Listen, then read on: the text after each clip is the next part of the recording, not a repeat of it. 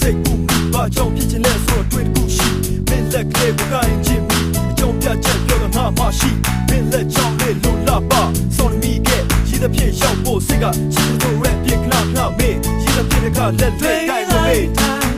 စိတ်ကူတဲ့မှာမင်းလေးကပေးကကွာ